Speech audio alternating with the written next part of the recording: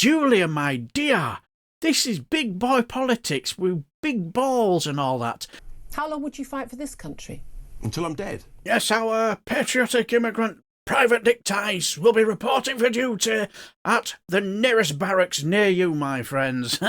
Yes, I know this is different to what I normally do, and I'll explain the reason why. But this is a fascinating exchange between Julia Hartley-Brewer, an immigrant and part-time MP for Boston and Skegness, Richard Tice, over Dumpy's kowtowing to Putin over Ukraine. It's Russia that's killing people. If Russia stopped fighting, if Russia wanted to end the war, if Russia stopped fighting, Russia could just stop fighting and there wouldn't be a war, no one would be killed. And that would be great. our job done. Yeah, but why doesn't the West take that to Russia? Ultimately, maybe that's what the negotiations are. Which part of Britain would you give away if we were invaded and you wanted to negotiate peace? None at all. Oh, so we wouldn't give away any of Britain. But it's okay to give away a bit of Ukraine. Hang on, it's not us giving it away, Julia. Right? It's Ukraine, and Ukraine doesn't want to give it away. Of course. Exactly. Let's be honest here, Ukraine started their negotiations right at the start of the war, didn't they? And they basically told Russia to just get the fuck out of our country. And they've continued with them very same negotiations to this very day, haven't they? It doesn't. But ultimately, as everybody said, it is Zelensky's decision. But ultimately, we've got to stop killing people. If we were invaded and our close allies in NATO, like the United States, basically supported us for a bit, but gave us just enough support so we could actually not lose, but we'd not enough to win. Yeah. And after 3 years, whoever was president of the United States said, from which to try and negotiate a solution. So at which point Donald Trump, says. Have you noticed now he's trying to shut her down because he knows where Brewer's going with this, and he also knows that because he knows she's got him by the balls as well. But his reply is absolutely hilarious. Says, we're going to have a negotiation, but we're going to let the Russians, whoever invaded us, keep part of territory. Just to clarify, just how much of British territory would you be willing to give away in those negotiations? On Northern Ireland, chap. Ultimately, in Northern Ireland, there was a negotiation to stop the killing. It involved horrendous compromises that lots of people didn't want to make. We didn't give away territory. We stopped killing people. We didn't give away territory. That's also correct. We didn't give away territory to an invading force. That's a ridiculous analogy. No, it's a completely valid analogy. Sorry, who invaded Northern Ireland? Wars stop when people stop killing people. No, wars stop when one side is defeated. He's an absolute clown, isn't he? And this guy's supposed to be, the leading lights, or one of them, when it comes to Reform MPs and this Reform Party.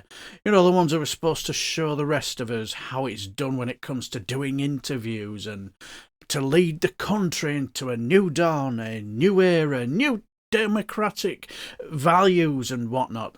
See, the thing is, all I see is an immigrant who is getting his arse handed to him by someone who else is an absolute clown herself.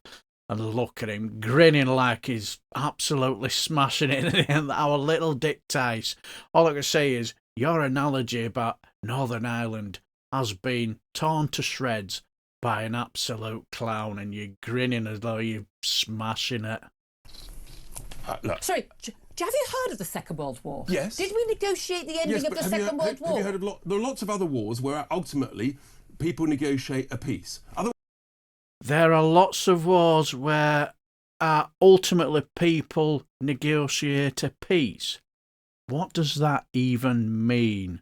Sorry for butting in, but I'm just breaking up the stupid for you a bit, because there's one thing more irritating than seeing a rich, privileged clown being interviewed, and that is seeing a rich, privileged clown being interviewed by another rich, privileged clown as well. Otherwise, you just carry on. How long are we going to carry on with this? Falklands. Yeah, Falklands we won. Yeah. We didn't just negotiate with the Argentina and give them some of the Falklands. No, but there's Why plenty not? of other... Why not? That would have stopped the war, Richard. Why not? Look, ultimately, we won that war. But there are other wars where it's a negotiated settlement. Because it's not our problem. Except it will be our problem when Vladimir Putin thinks he can take any territory of any country in Europe that he darn well pleases. And that's why... Boom. Now, I don't like Julie Hartley-Brewer one bit. I detest her with every fibre of my being. But I cannot argue with her latest statement there, can you? Putin, at the moment, he's like a hungry crocodile, and he's being fed on scraps, isn't he? Because he will never be satisfied ever. And he will always want more, won't he? So once he's finished with Ukraine, if he manages to, what's to stop him from eyeing up other neighbouring countries too? The negotiation is about what is the strength of what is put in place to stop him going any further. That's why I've always said... What's going to stop him going any further? We've just said you can take Crimea, you can take the Donbass. That's the whole point of the negotiation. Is Ukraine going to join NATO and therefore benefit from the Article 4? Well, that's the point of the negotiation. Well, there's no negotiation, is it? Is there? There's no negotiation. The Secretary of State clearly don't understand how President Trump works. He starts out in one position. That doesn't mean that's where he settles. The whole point of a negotiation, you set out positions and then you work out where you're going to finish. You know what you don't do in a negotiation? You set out a position where you've given the other side everything that they want. And Exactly, and that's what Trump has basically given Putin carte blanche to do, hasn't he? By basically throwing Ukraine under the bus. And I also got the feeling, when he accused her of not understanding how Trump operates, I got a little tinge of a little bit of misogyny in there. I could be wrong. What do you guys think? It just looked as though it sounded to me like he said, "Julia, my dear, this is big boy politics with big balls and all that, and this will be too much for your girly brain to understand. Maybe you should do a bit of shopping, buy some new shoes, a new handbag, or maybe some new makeup." That's what he sounded like to me.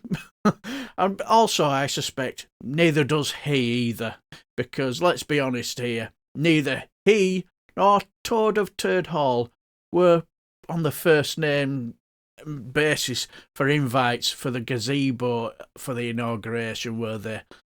Now this is where our true immigrants' patriotism shines through. Private Dick reporting for duty, sir. Absolutely hilarious. That's not what I suspect. It's literally what they've done in the last 24 hours. I completely disagree. I just thought Reform cared about national borders. We do absolutely care about national borders and sovereignty. Not all of them. Okay. But equally, we don't want to carry on killing people. We're not killing people. But ultimately, somehow, the war has got to stop. It's gone on for 3 years. How long do we keep it going? A decade? 2 decades? How long would you fight for this country? Until I'm dead. Well, exactly. That's what the Ukrainian people would. No, but yes, our brave overseas patriot will fight with every last breath for king and country until his lungs give out. What our immigrant MP fails to mention, that he will don khaki, get his weekend warrior outfit on and form the next Dad's Army. And who do you think you are kidding, Mr. Hitler, if you think little Dick is done? What he fails to mention also is that he won't be in Britain if that happened. He'll just be slightly overseas, only by a couple of 1,000 miles, so don't worry about it. He'll only be in Dubai. Even then, he'll be hiding under his girlfriend's skirt when push came to shove anyway. But what I found interesting about this conversation is that I think Hartley-Brewer believes in this national borders stuff, and he doesn't. He's just a bored rich millionaire who will do and say whatever it will take to ingratiate himself as quickly as he can while he's in Parliament. But it's interesting to see that after 2 weeks, is it 2 weeks? I don't know, it's something like that, since President Musk and, President in name only, Dumpy, have taken office, those who were fawning over those two clowns, they're now practically squabbling with each other, aren't they? We all know that our Dumpy, Space Karen and Putin are very unpopular over here, aren't they? So I'm just wondering if this could be a real headache for refuck in the long run now. What Trump has done, and he's continuing to do, doesn't sound incredibly popular with the electorate, does it? Voters, those ones who they will need to win an election, and the longer they stay loyal to Space Karen and Dumpy, I get the feeling that headache will only get bigger. But what do you guys think? Let me know down below. And yes, I know it's different to what I normally do. This thing is, I haven't got enough any material yet, but I just found this exchange quite fascinating and just wanted to share it with you and get your thoughts about it. Hopefully Monday I will have got some more content. See, it takes time as a one-man band. It takes time to find and look for and create and get it all done. So hopefully I will have some content for you Monday. If not, hopefully see you tonight in my Friday Frolic live stream at 5 p.m, where we just take the rise out of, people like our Dumpy and Space Karen.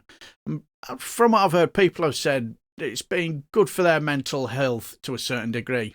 Now, I know it's not going to be everybody's cup of tea, and that's fair enough. That's not a problem. So if it's not your cup of tea, hopefully see you Monday. But if you do enjoy everything House of Commons and Select Committee meetings, give us a like and subscribe. Have a fantastic weekend, and take care, my friends.